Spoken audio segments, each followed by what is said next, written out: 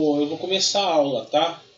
Se o pessoal entrar depois, eu já estou gravando, beleza?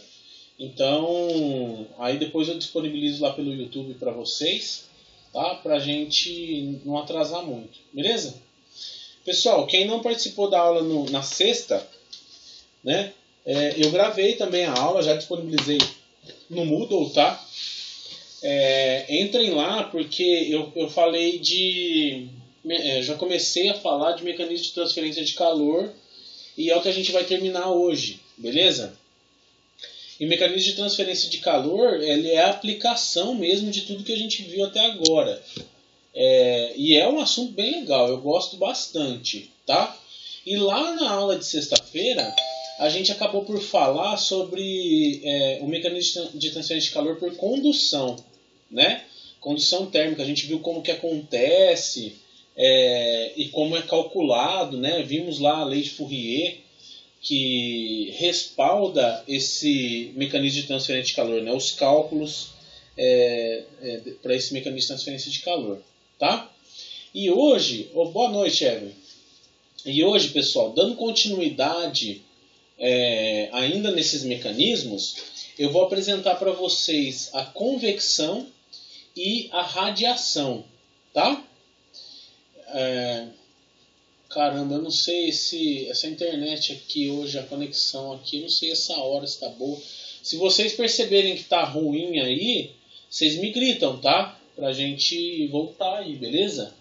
Então fiquem atentos aí, abre o áudio, fala, Raul, não tá aparecendo nada, tá? Se eu ver que travou aqui também, eu paro e dou um pause aqui, beleza? Então, pessoal, hoje nós vamos tratar de transferência de calor por convecção e transferência de calor por radiação, né? São os últimos dois mecanismos de transferência de calor, né? Na verdade, pessoal, como eu falei lá na sexta-feira, na natureza a gente dificilmente vai encontrar esses mecanismos de transferência de calor isolados, tá? A gente sempre vê eles acontecendo de maneira conjunta, tá certo? Então, tomem como exemplo assim, uma barra de ferro, ou se não, o exemplo de uma, como é que chama? De uma garrafa térmica, né? A garrafa térmica lá dentro, o fluido lá dentro está trocando calor com a parede por convecção. Da parte interna da parede para a parte externa da parede lá que é um vidro, né, por dentro parece um vidro, a gente tem troca de calor por condução, depois a gente tem mais uma etapa de troca de calor por convecção. Então vocês percebam que todos esses mecanismos eles vão intercambiando entre eles e aí acontece a troca de calor, tá bom? A gente, é claro, estuda eles separadamente para poder ficar melhor entendido, tá bom? Então, falando da convecção, então convecção no sentido estrito de transferência de calor é a transferência de energia térmica de um lugar para o outro pelo movimento de fluidos, tá? Então, fluidos, pessoal, a gente pode pensar em gases ou líquidos, tá? Então, a presença de movimento de massa, quer dizer, volume do fluido, aumenta a transferência térmica entre a superfície sólida e o fluido. Então, nesse caso aqui, quando ele fala transferência de massa, né, é ar mesmo, tá bom? E aí a gente vê que o solo quente aqui, eita. Pessoal, vocês estão tá aparecendo falha de conexão aqui? Vocês estão me ouvindo? Sim, normal. Ah, beleza. Tá. Então vocês percebam aqui, né, que o solo quente, a gente já sabe, né, que o ar quente ele tende a subir por conta de ficar mais leve, a densidade dele muda. Então a gente vai perceber que o ar vai começar a transferir esse ar quente para cima e descer o ar quente para baixo. Isso é um processo de troca de calor por convecção, tá? Quem está fazendo o papel de transferência aí de térmica é o ar. Beleza? Não são mais as moléculas, as moléculas não, né? Os átomos lá dentro do material sólido, e sim as moléculas de ar, elas também são os átomos e tudo mais, tá? E aí, dentro da convecção, a gente tem dois estilos de convecção, tá? a convecção natural e a convecção forçada, certo? Pessoal, só um minutinho. Peraí, que minha cachorra tá latindo pra caramba lá. Pessoal, desculpa, minha cachorra tá latindo lá e atrapalha. Vocês estão me ouvindo bem? Porque tá dando perda de conexão aqui de novo. Se vocês estiverem me ouvindo bem. Ah, então beleza. Bom, convecção natural, pessoal, como o próprio nome diz, né? Acontece quando a transferência de calor é feita devido ao movimento de massa que acontece de maneira natural por conta das mudanças de densidade do nosso fluido. Tá? No caso aqui de uma chaleira aqui com água, né? A gente percebe que a água quente vai subir enquanto a água fria vai descer. Esse movimento aqui, ó, a gente não consegue enxergar, né? Mas ele acontece constantemente quando a gente está aquecendo alguma coisa, tá? O quente sempre acaba indo para cima e o frio vai lá para baixo. Se a gente colocar um termômetro para medir, a gente vai perceber que aqui em cima tem uma temperatura e embaixo tem outra, tá? Parece estranho, né? Porque aqui nós estamos bem próximos da fonte de calor e é mais frio. É mais frio porque esse fluido quente tende a subir, tá bom? E o frio tende a descer. E aí também... Opa, caceta. Aí, 5. Ainda sobre a convecção, né? Mas agora a convecção forçada. A convecção forçada, pessoal, a gente tem ali transferência de energia para o fluido, certo? Então a gente está aquecendo esse fluido. Mas na convecção forçada a gente tem uma ventoinha, a gente tem algum agitador no nosso fluido que faz com que essa mistura de fluido quente e frio seja um pouco mais homogênea, tá? Então, por exemplo, na água, quando a gente vai lá, né, e na chaleira nossa que a gente está aquecendo a água e mexe essa água, a água tende a entrar em equilíbrio térmico muito mais rápido, tá certo? Isso daqui acaba por também favorecer o aumento de temperatura num menor espaço de tempo. Tá? Então a convecção forçada, pessoal, ela é utilizada muitas vezes para acelerar o processo de aquecimento de alguma coisa. Então, se você quiser economizar energia aí, quando você estiver esquentando tua água, economizar gás, né? Quando você estiver esquentando tua água, vá mexendo lá, porque aí a troca de calor é mais eficiente, tá? Na convecção forçada. Beleza? E a gente vê os mecanismos, o mecanismo de transferência de calor por convecção no nosso dia a dia, né? Por exemplo, em placas de vídeo de computador, vocês já viram isso daqui? Essas aletas aqui, pessoal, elas têm a função de trocar o calor do CI com o ambiente, tá? Nesse caso aqui, ó, onde tem só aleta, né? A gente tem troca de calor por convecção de maneira natural, né? É claro que está combinado aqui, né? Condução do CI para o trocador de calor, que é uma aleta, certo? E da aleta para o ambiente, tá? Isso daqui acontece de maneira natural e a gente percebe, né, que o slot vai assim no computador e essas aletas acabam por ficar na vertical. Pô, tem que ficar, né? Porque senão a gente não tem troca de calor eficiente, o ar não vai conseguir subir de maneira fácil assim, né? Se a gente não colocar as aletas na vertical. Se colocar na horizontal, a gente vai bloqueando o fluxo de ar, né? E a gente tem também ainda dentro do computador esse cooler aqui, né? O cooler com a aleta do processador, que também tem a função de resfriar o nosso processador lá, tá? Ele aquece bastante. Então o processador troca calor com a aleta por meio de condução. E aí a convecção aqui, ó, é forçada, porque nós temos uma ventoinha aqui em cima das nossas aletas, fazendo com que o ar se espalhe aí, beleza? E aí troque calor de maneira mais eficiente, tá? Aqui a gente precisa de uma ventoinha, porque a temperatura é mais elevada, beleza? Ó, tá meio devagar aí para carregar os slides, hein? Peço desculpa, tá? Mas eu não vou compartilhar a tela, eu acho que assim é melhor, porque senão a banda de internet já tá ruim, né? Bom, e a lei básica, né, da transferência de calor por convecção, na unidade de tempo, entre uma superfície e um fluido pode ser calculada através da relação proposta por Newton, certo? Onde o fluxo de calor por convecção é dado por H, que é um coeficiente de película, coeficiente de transferência de calor, ou coeficiente de película, tá?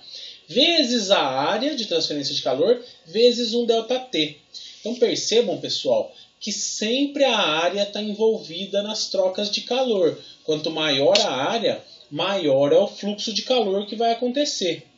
E aí, isso daqui dá para explicar por que as aletas têm esse formatinho aqui, ó. O objetivo desses formatos, dessas aletas aqui, é aumentar a área de contato aqui com a troca de calor. Então, eu colocando essas aletas aqui, ó, eu aumento a área de transferência de calor, fazendo com que o fluxo de calor seja maior. Quer dizer, a eficiência da troca de calor vai ser muito melhor. Tá bom? Então, ó, na relação aqui, ó, no proposto por Newton, eu tenho o coeficiente de película vezes a área vezes um ΔT. Tá certo? E a gente vai ver, pessoal, que essa temperatura aqui, esse ΔT, nada mais é do que a temperatura de uma superfície qualquer, menos a temperatura, ele fala aqui no infinito, ou seja, numa sala. Temperatura de uma sala. Tranquilo? Pessoal, até aqui tá beleza? Todo mundo tá entendendo? Vocês estão me escutando bem? Se tiver tudo beleza. Beleza. Obrigado, Joaquim. Bom, então a simplicidade dessa equação de Newton aí, ela é um pouco ilusória, né? Ela parece bem simples, a gente vai ficar nessa simplicidade, né?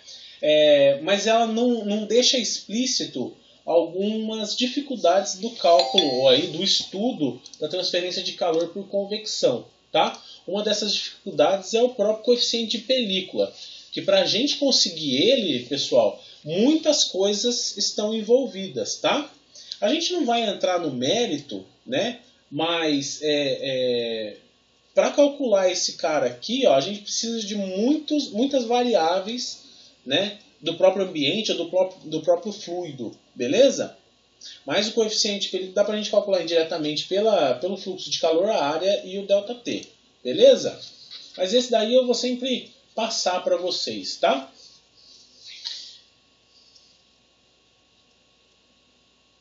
Espera aí, que tá indo, tá devagarinho, beleza? Ó, o tal do coeficiente de película, pessoal, para vocês verem como é que ele é complexo, né? Ele é uma função que depende de tudo isso daqui, tá? É claro, a gente calcula cada uma dessas coisas e depois cada uma dessas coisas aí tem um jeito de trazer números e a gente vai colocando dentro de uma outra função, tá? Mas olha lá, ó, coeficiente de película depende da dimensão que domina o fenômeno da convecção, da viscosidade dinâmica do fluido, do calor específico do fluido, do coeficiente de expansão volumétrica, da aceleração da gravidade, da densidade do fluido, da condutividade térmica do fluido, da velocidade que ele está e da diferença de temperatura entre a superfície e o fluido. Então, são muitas variáveis dentro de uma única função, tá certo? Por isso que eu não vou entrar no mérito com vocês para a gente não ficar devaneando, tá?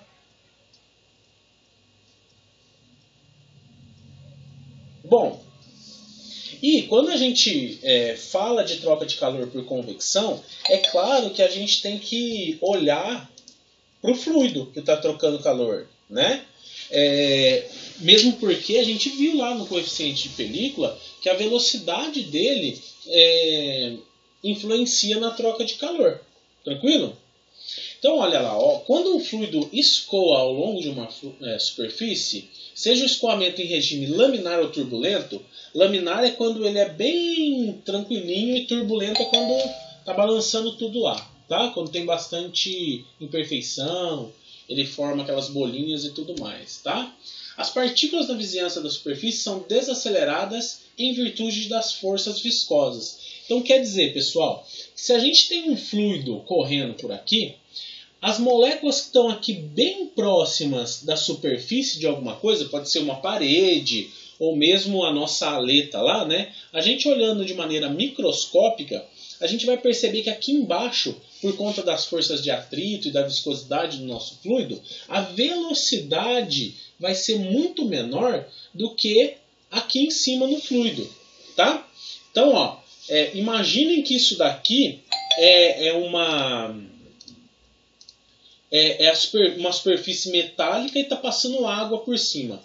A velocidade aqui embaixo, ó, é muito menor do que a velocidade aqui em cima. Vocês percebam que a velocidade ao longo do fluido aqui ela vai aumentando, tá? Por quê? Porque cada molécula vai acabar escorregando sobre ela mesma e não em cima de uma parte metálica ou que ofereça um pouco mais de atrito, tá certo? Isso daí também vai influenciar na nossa troca de calor. Mas como eu falei, como isso daí é para calcular o coeficiente de película, não vamos dar tanta atenção não. Eu vou lá e dou um valor de coeficiente de película, vocês se divertem, beleza?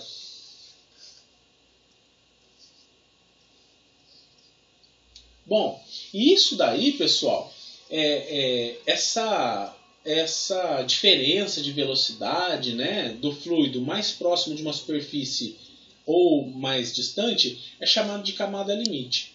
Então, ó, nós consideramos agora o escoamento ao longo de uma superfície quando existe uma diferença de temperatura entre o fluido e a superfície. Então vejam, o fluido aqui, ó, a superfície está numa temperatura mais elevada do que o fluido aqui em cima. E como eu falei, pessoal, esse fluido pode ser água ou ar, tá?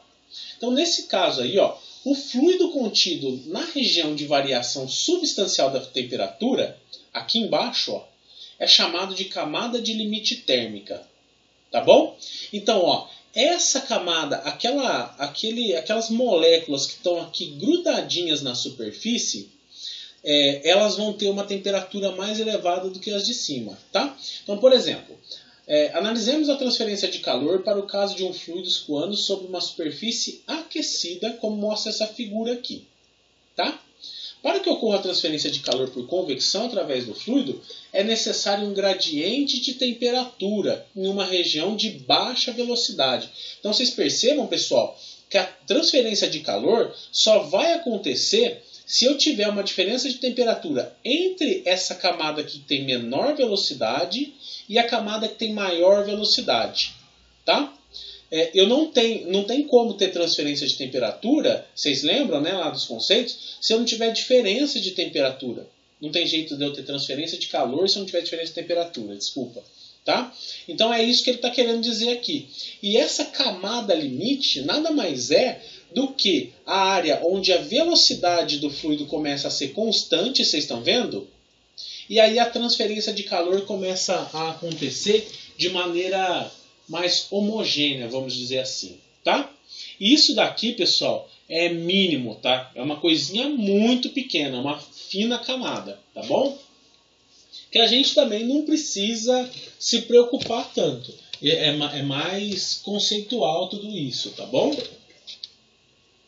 E aí o mecanismo de transferência de calor por convecção pode ser entendido como uma ação combinada de condução de calor na região de baixa velocidade, porque as nossas moléculas elas estão grudadinhas a nível atômico, né? Elas estão grudadinhas aqui com a superfície e o calor está sendo transferido por condução, tá?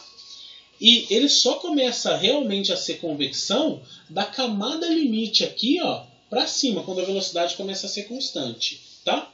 Então, numa região de baixa velocidade, a condução de calor, o mecanismo de transferência de calor por condução é mais importante, mais relevante. Tá? E na região de mais alta velocidade, a mistura entre o fluido mais quente e mais frio é mais importante, que é já o mecanismo de convecção no sentido da palavra mesmo. Beleza? Que nós já estamos tendo troca de calor aqui entre o fluido mesmo, tá? Mas isso, pessoal, vou repetir, é uma camada tão fininha que a gente acaba por desprezar, tá bom? Mas percebam, né? Como a gente tem as moléculas lá encostando na superfície, nós vamos ter sim uma troca de calor por condução ali embaixo, beleza? Bem na superfície. Então, olha, vocês lembram lá da aula passada que a partir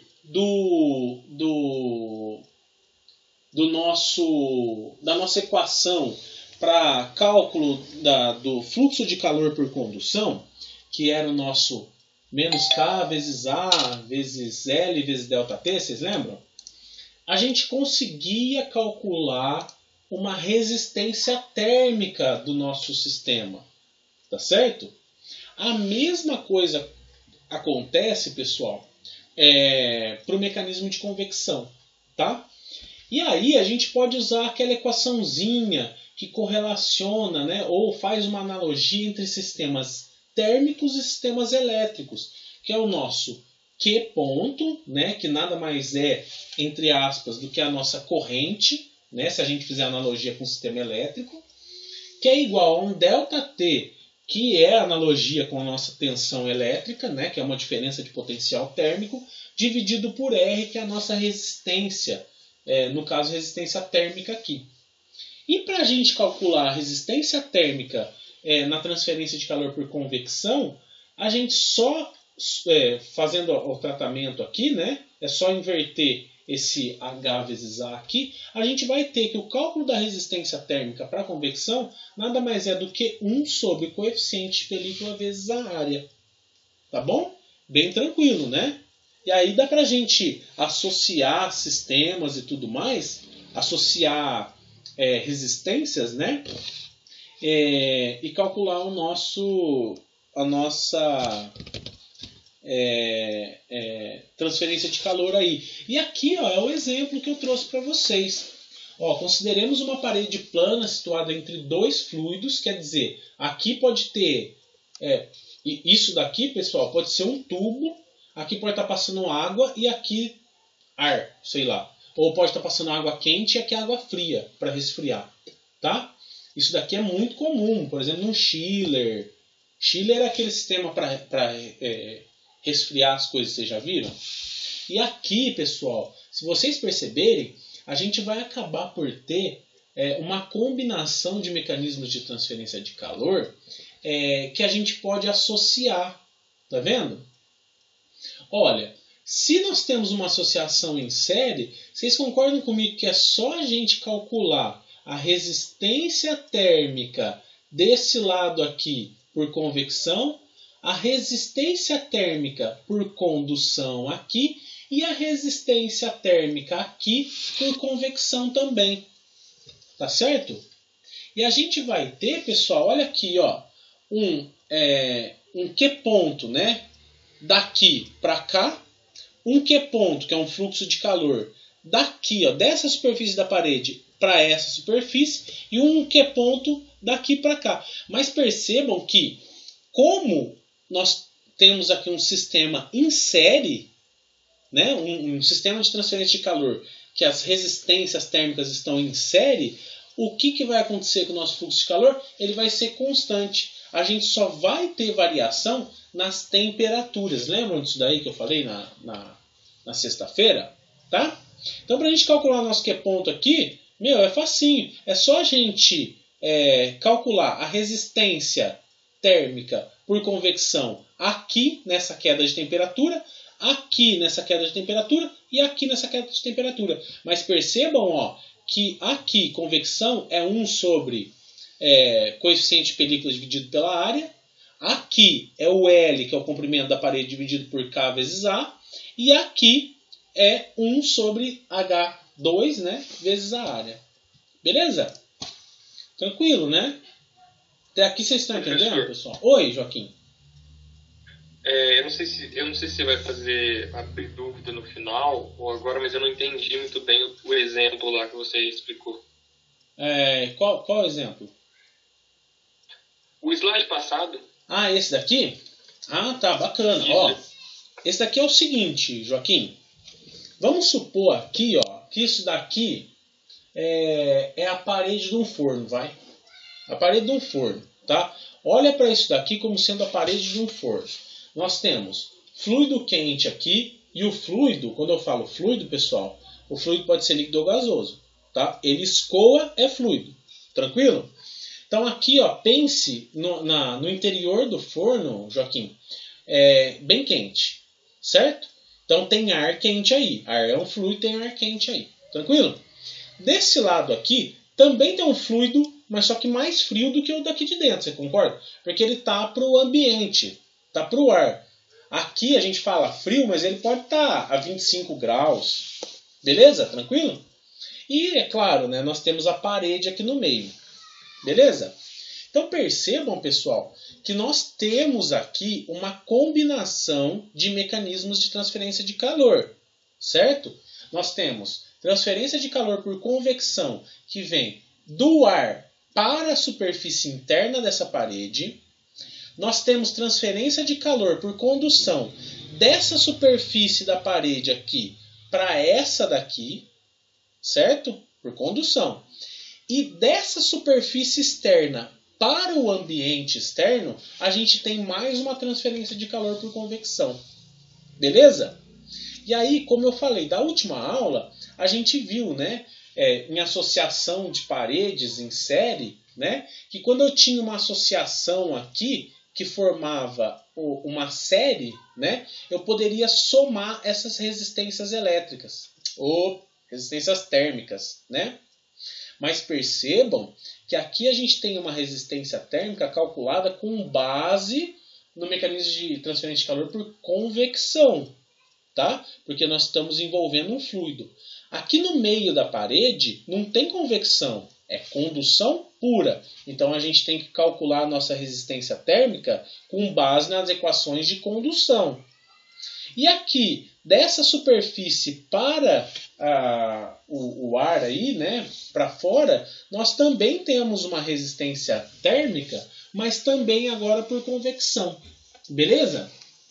E a gente vai perceber, Joaquim, que como é em série, a gente tem o fluxo de calor constante ao longo desse sistema, certo?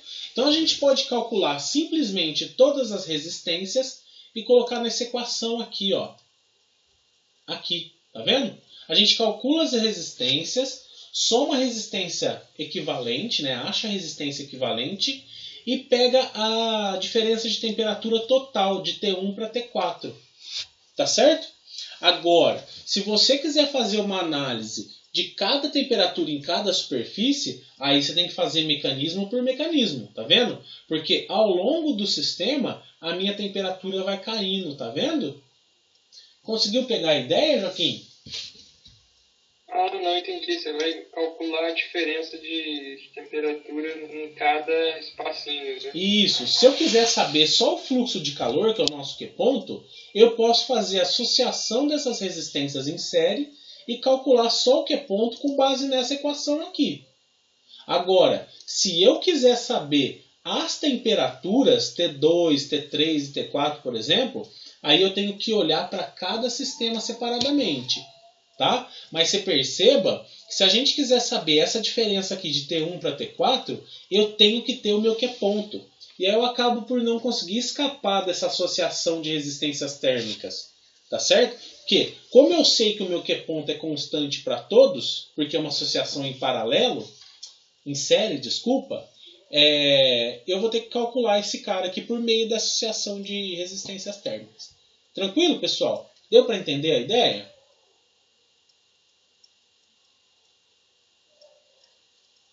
Deu para entender aí? Todo mundo pegou? Beleza. Beleza. Então tá bom. Então, como nós vimos na aula anterior, né, nós podemos fazer uma analogia entre sistemas térmicos e sistemas elétricos. Só estou sendo redundante aqui. E essa analogia vale para quando temos mecanismos combinados. Beleza? Então é possível fazer associação de resistência térmica devido ao mecanismo, devido a cada mecanismo, e calcularmos o fluxo de calor conforme a equação abaixo. Então, ó, vocês percebam que aquilo lá que eu falei do Q ponto ser igual a um ΔT total dividido por uma resistência térmica total, também vale quando tem troca de mecanismos, tá? Só que aí eu tenho que usar a equação adequada, beleza? A mesma coisa que a gente fez lá em associação de paredes em série, a gente pode usar em associação de mecanismos aqui, como se fosse em série. Beleza?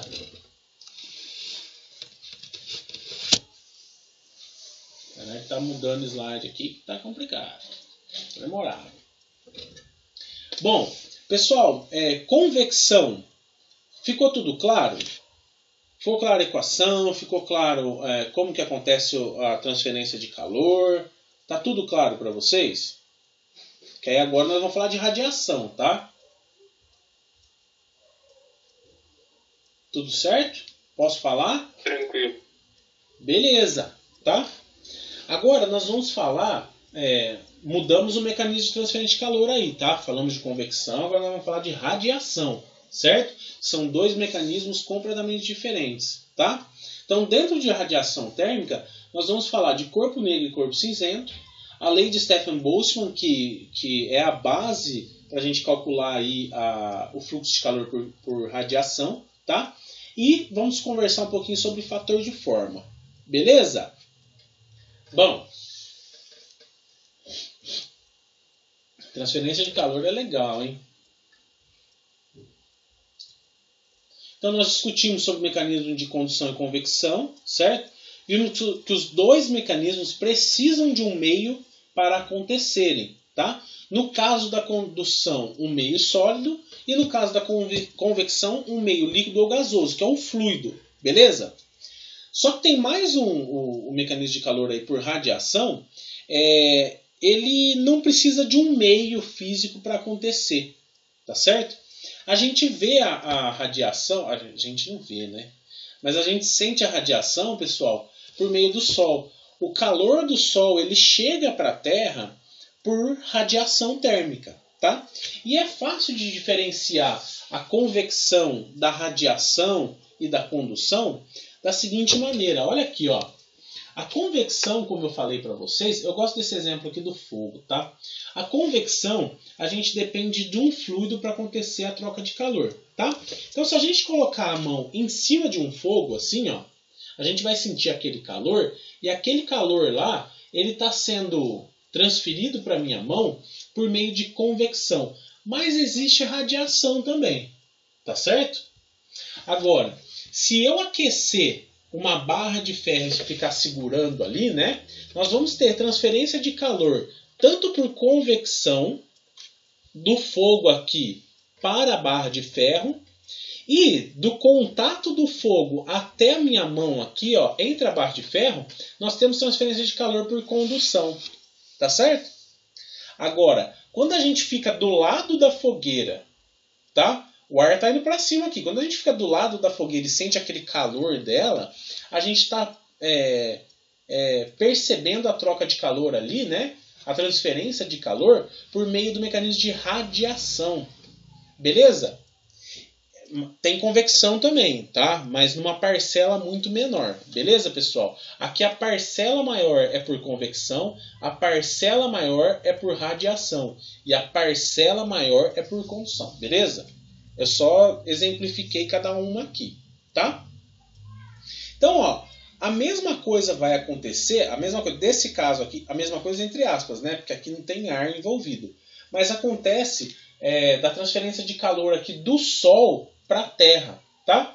A gente sabe que no espaço não tem ar. Então não tem como transferir calor do Sol por convecção. A gente vai ter que transferir esse calor por meio de ondas eletromagnéticas. Tá certo? Então, essas ondas eletromagnéticas, pessoal, a gente já chegou a falar alguma coisa, né, anteriormente, mas é o que faz o calor aí do Sol chegar até a Terra, tá? E também, é claro, né, algumas coisas fazerem... Eu acho que teve gente que caiu aí. Esse calor aí ser irradiado para todos os lados, tá? Pessoal, vocês estão me escutando? Que apareceu um monte de gente offline aqui. Estamos. Quer dizer, eu estou. Ah, beleza. Um monte de gente apareceu offline. Isabela caiu. Acho que não, só a Isabela. Beleza. Então essa transferência de calor, como eu falei, ela acontece graças às ondas eletromagnéticas, assim como ondas de raio, raio-x, raio gama, etc. Certo? Só que a diferença entre esse tipo de radiação térmica para os outros está no comprimento de onda, tá? Então, pessoal, ó, quando a gente fala de radiação térmica, nós estamos nessa faixa aqui, ó, certo? É um espectro, um comprimento de onda que vai de 0,1 até 100 micrômetros. Então, 1 metro vezes 10 a menos 6. Tá? Então, você divide 1 metro em 1 milhão, e aquele espacinho lá é o comprimento de onda que a gente vê aí. Que a gente vê não, né? Que a gente sente e também vê. Porque dentro desse espaço aqui, nós temos luz ultravioleta, luz sensível e o infravermelho. Certo? Beleza? A ultravioleta é a que mais contribui para a transferência de calor por radiação térmica. Beleza? Então nada mais é do que onda. Tranquilo? Vocês vão chegar a ver ondas aí também, né? E aí vocês vão estudar mais a fundo as ondas eletromagnéticas aí, tá certo? Bom, e aí, né, o Sol, com a temperatura de superfície de aproximadamente 10 mil graus Celsius, emite maior parte da sua energia em um comprimento de onda abaixo de 3 micrômetros, tá? Enquanto que um filamento de lâmpada a 1000 graus Celsius, ele chega a 1000 graus Celsius lá dentro, tá? Emite mais de 90% da sua radiação entre 1 e 10 micrômetros. Mas vocês percebam, pessoal, que a lâmpada aqui, né, é uma intensidade muito menor. E nós estamos falando aqui de um outro material aqui dentro, que é o tungstênio. E lá no Sol não, né? Nós temos uma fusão nuclear lá, né? Hélio e hidrogênio. Beleza? Então, ó, lá na tua lâmpada incandescente está acontecendo transferência de calor por radiação. Beleza? Ela esquenta bastante aí. E está irradiando para todos os lados. Tá? Então, outra informação importante é que todo corpo que tem a temperatura acima do 0 Kelvin, que é o zero absoluto, ele emite radiação térmica proporcional à sua temperatura. Então, a gente, pessoal, nós estamos emitindo radiação térmica. Tá? E isso daí é o princípio de funcionamento, ou não é o princípio de funcionamento, né? É o que o nosso termômetro aí de infravermelho está interessado em captar, tá certo? É a nossa emissão de calor por infravermelho ou por radiação térmica, tá? E poder de emissão nada mais é do que a energia radiante total emitida por um corpo por unidade de tempo e por unidade de área, tá certo? Então a gente, pessoal, tem um poder de emissão térmica. A gente está lá com os nossos 36 graus, a gente está irradiando radiação térmica para todos os lados. Tranquilo? Peraí, tá devagar aqui, hein?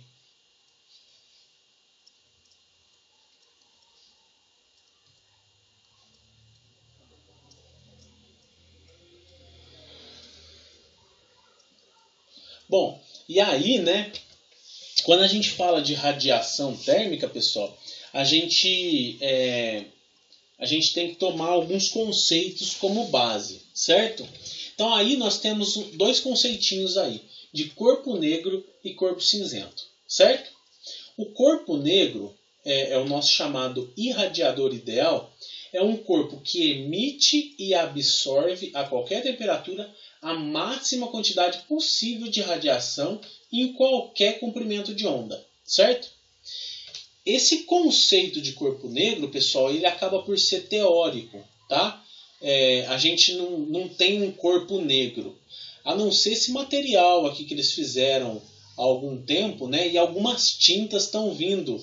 Eles conseguiram ter essa tinta aqui, né?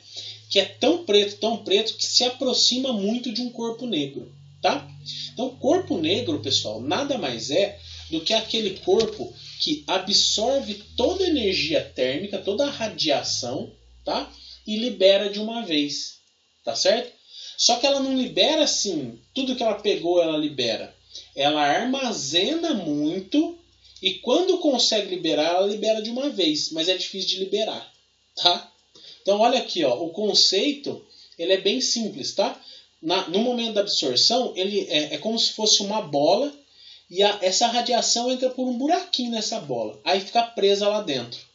Na hora que ela consegue escapar, ela sai de uma vez também. Beleza? E olha que interessante, né? Olha como é que é preto esse material aqui. Ele é bem preto mesmo. E ele se aproxima muito, foi o material que eles mais conseguiram se aproximar de um corpo negro, tá? Eu acho que eu coloquei o nome dele aí. Não lembro se eu coloquei o nome no slide. Mas ele é bem interessante. Olha lá que legal, ó. Ah, tá aqui. Um exemplo de corpo negro na engenharia é o Vanta Black. Vanta Black. Ele é considerado o material mais escuro do mundo, fazendo com que a maior parte da radiação seja absorvida por ele. Olha aqui uma placa no chão, parece um buraco negro, né?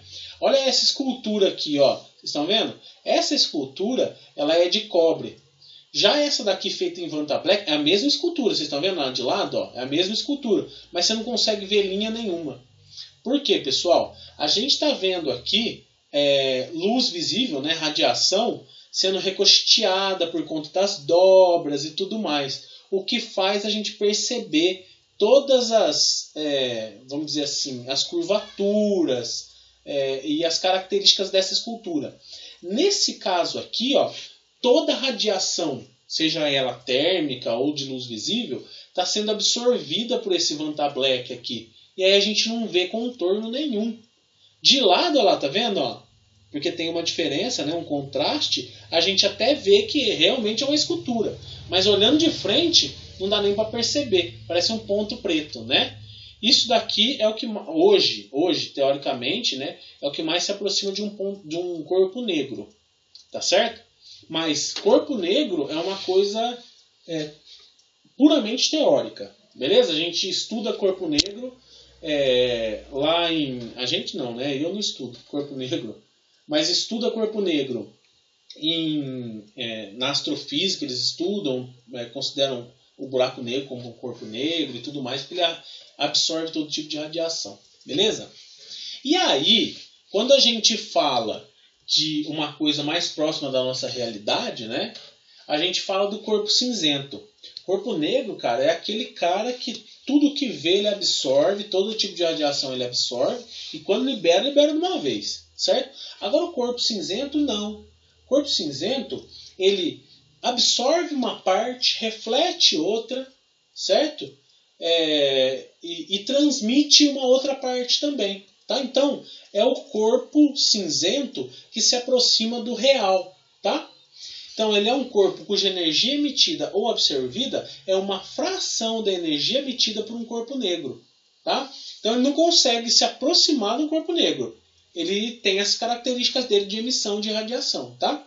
As características de radiação dos corpos cinzentos se aproximam das características dos corpos reais, como mostra o esquema abaixo. Então, vocês percebam, ó, que um corpo negro, a emissividade dele, né, monocromática, vocês percebam que é bem alta se a gente for olhar no comprimento de onda, tá? E é mais alta aqui em comprimentos de onda característicos, radiação térmica, infravermelho e luz visível, tá? E vai abaixando conforme o comprimento de onda vai aumentando. Agora o corpo cinzento, vocês percebam, ó, que a emissividade dele é bem mais baixa. E quando a gente calcula ou consegue captar aí a emissividade monocromática de um corpo normal, a gente percebe que a característica dele se assemelha muito à característica do corpo cinzento. Tá vendo? O formato dele aqui, ó, é bem parecido. Ele pode estar com essa curva toda louca, mas a característica dele é bem parecida com a de um corpo cinzento. Não se aproxima em nada de um corpo negro. Tá? Por isso que eu falo que um corpo negro é teórico. Beleza? E um esquemático dele é isso daqui.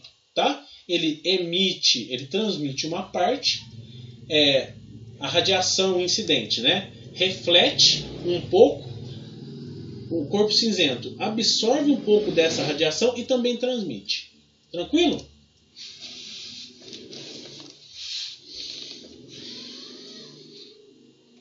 Tá indo. Hoje tá que nem uma carroça na internet. É o sistema aí, né, Indiofor? E bom, né, eu falei da emissividade, né? Emissividade, pessoal, é a capacidade de um corpo em emitir radiação, tá? Ela é expressa pela letra grega epsilon, que é esse ezinho aqui, né? É a relação, portanto, né? A emissividade de um corpo é a relação entre o poder de emissão de um corpo cinzento e de um corpo negro. Beleza? Esse valor aqui eu entrego para vocês, tá? Ó, a emissividade do corpo é tanto. Para corpos cinzentos, a emissividade sempre será menor que 1. 1, pessoal, é só para corpo negro. Tranquilo? Eles pertencem à categoria de corpos cinzentos a maior parte dos materiais de utilização industrial, para os quais, em um pequeno intervalo de temperatura, pode-se admitir E constante e tabelado em função da natureza do corpo. Então percebam, pessoal, que a emissividade ela pode mudar conforme a característica do corpo. Tá? Se ele for pintado, se ele for, depende da cor, depende se ele tem um amassadinho ou não, um risco, tudo isso muda. Mas adota-se que, por exemplo, uma chapa de aço tem emissividade de 0,3, sei lá, tá? Beleza, pessoal? É tabelado, adota-se um valor de emissividade tabelado, tá bom?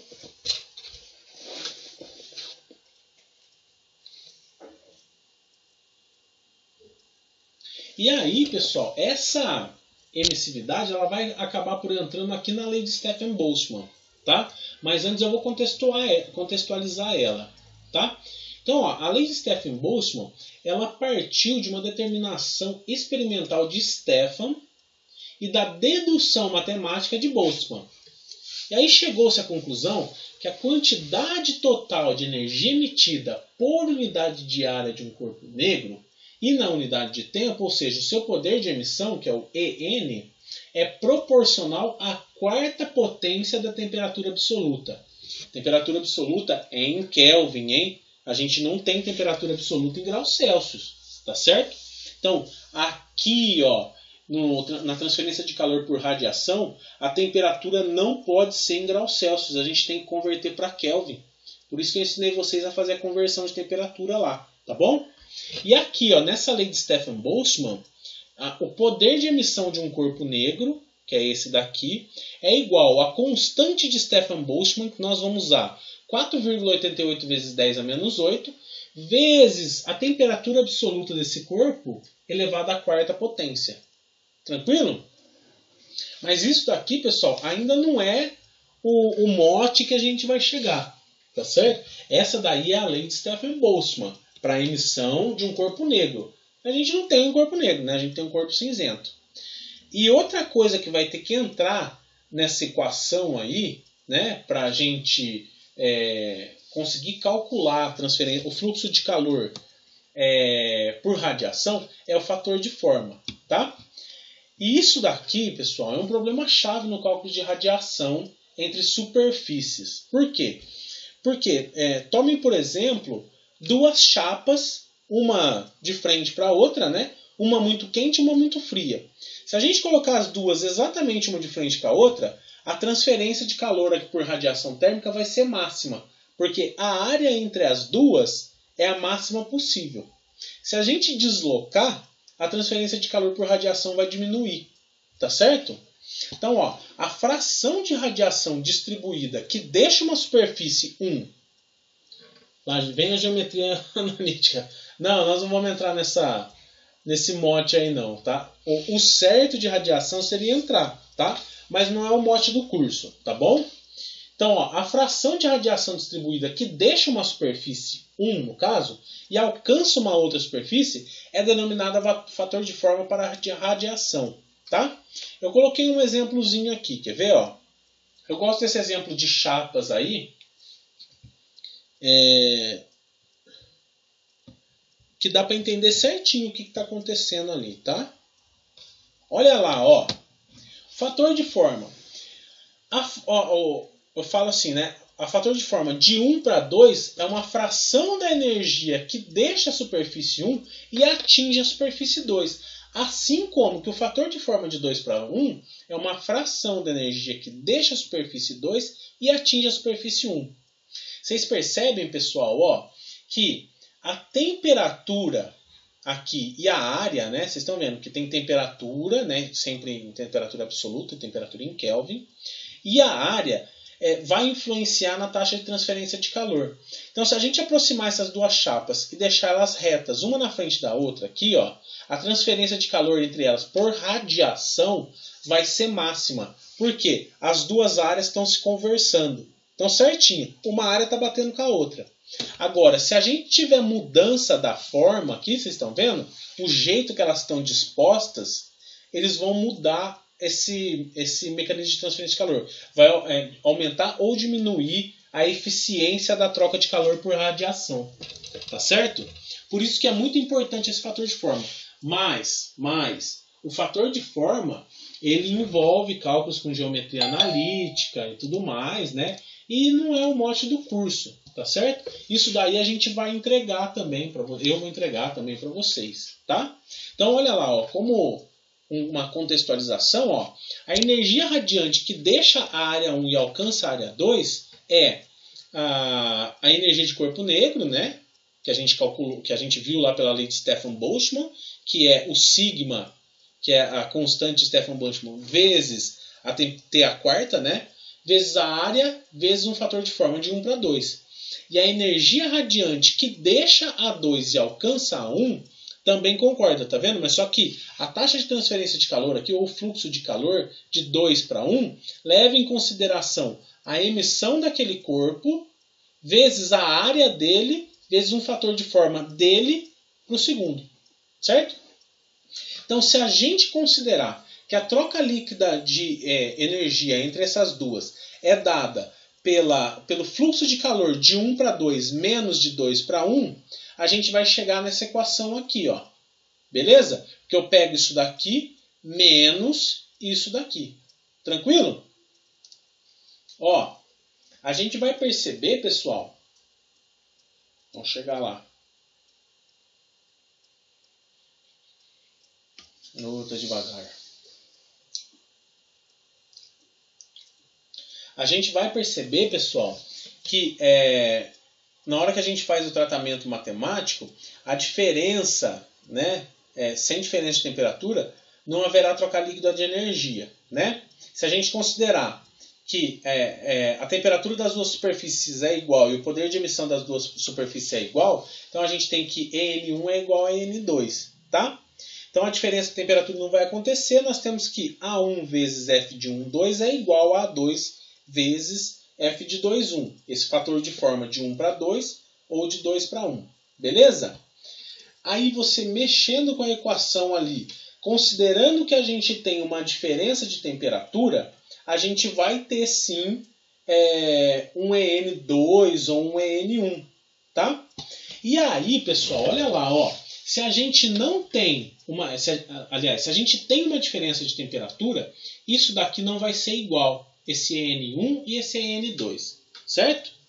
A gente considerando também que a gente tem as áreas iguais, tá? A gente faz o seguinte. A gente iguala essas áreas aqui e as únicas coisas que vão mudar, né, são os ENs aqui.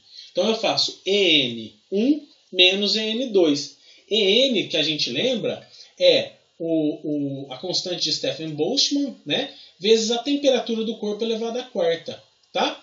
Como isso daqui é uma constante igual para os dois, eu tiro para fora, né, coloco em evidência, e eu vou ter aqui somente para cálculo do Q ponto, que é o fluxo de calor, né, a minha constante de Stefan-Boltzmann, vezes a área do corpo, vezes um fator de forma, vezes um ΔT aqui de T1 elevado à quarta menos T2 elevado à quarta. Conseguiram entender? Eu coloquei aqui, ó. Tá aqui. Então, ó, para resumir a novela toda, essa daqui é a equação para a gente calcular o fluxo de calor, né, a troca de calor aí, o mecanismo de transferência de calor por radiação, né, de um corpo qualquer, que nada mais é do que a constante de Stefan-Boltzmann, que é aquele 4,88 vezes 10 a menos 8, vezes a área do corpo, vezes um fator de forma, que isso a gente vai dar, certo? e a gente perceba que o fator de forma, a gente não precisa considerar de um outro corpo, a não ser que estejam dois corpos sólidos trocando calor entre si, tá? Isolados. Isso daqui é para quando ele não está isolado, ele está no ambiente. Então é só o fator de forma dele puramente, tá? Vezes a temperatura maior elevado à quarta menos a temperatura menor elevado à quarta, tá? E isso daqui, pessoal, não esqueçam. Para a radiação térmica, essa temperatura é absoluta. Então a gente tem que, se estiver lá em... Como é que chama? Em graus Celsius, a gente tem que converter para Kelvin isso daí. Tá certo? E por que para Kelvin não Rankine? Né? Por que para Kelvin não Rankine? Porque Kelvin está no sistema internacional. Rankine não. Tá? Então, um caso bastante comum em aplicações industriais é quando a superfície cinzenta que irradia é muito menor que a superfície cinzenta que recebe a radiação. Por exemplo, uma resistência elétrica irradiando calor para o interior de um forno. Beleza? Então, para esse caso específico, o fator de forma é simplesmente a emissividade da superfície.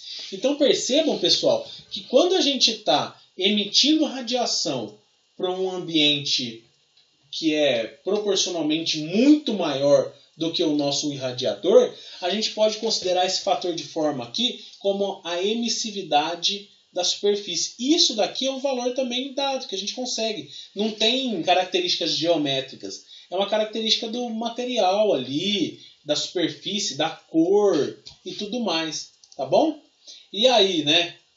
Mais uma vez, acaba que ao invés do fator de forma estar aqui, eu posso dar tanto o valor de fator de forma quanto da emissividade do material. Tranquilo? Pessoal, então ó, esse daqui é o final, certo?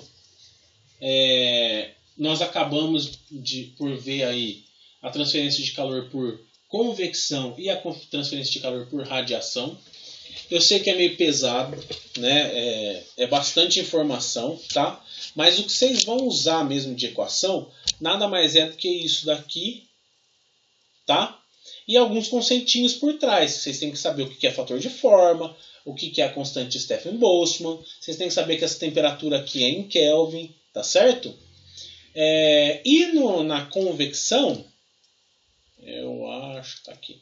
Na convecção, vocês vejam ó, que a equação também é simples, tá? Que é essa daqui. Que o fluxo de calor é o coeficiente de película vezes a área vezes a variação da temperatura, tá certo? E para a gente calcular a resistência térmica, nada mais é do que do mesmo jeito que a gente fazia para condução, somente mudando aqui, né? Ao invés de ser L dividido por K vezes A, nós temos que a resistência térmica por convecção é 1 sobre H vezes A. Tranquilo? Só um adendo, né? A gente não tem resistência térmica em radiação, porque a gente não precisa de um meio para transferir esse calor. Então, nada vai oferecer resistência. Tá certo? Porque, por exemplo, se o Sol bater na parede, o Sol está vindo, nada vai impedir a onda de correr, tá certo? Na hora que bate na parede, a transferência de calor vai começar por condução no interior da parede e convecção de uma superfície para o ar. Tranquilo? Pessoal, ficou claro? Alguém ficou com alguma dúvida? Tá tudo bem? Tá todo mundo bem? Hoje vocês ficaram quietinhos? Foi esclarecedor aí? Ou alguém ficou com alguma dúvida? Se tiver com alguma dúvida, pode falar aí, hein? Como que tá? Muita coisa, né? É bastante coisa, Joaquim.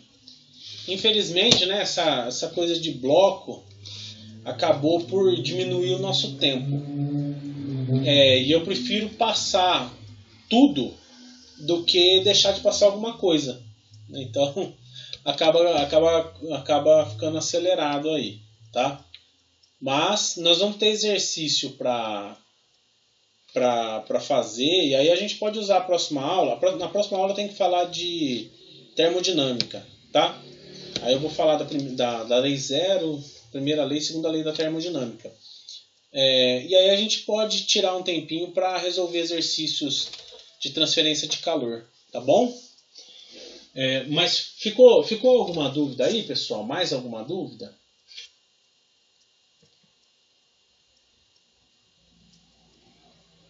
Não?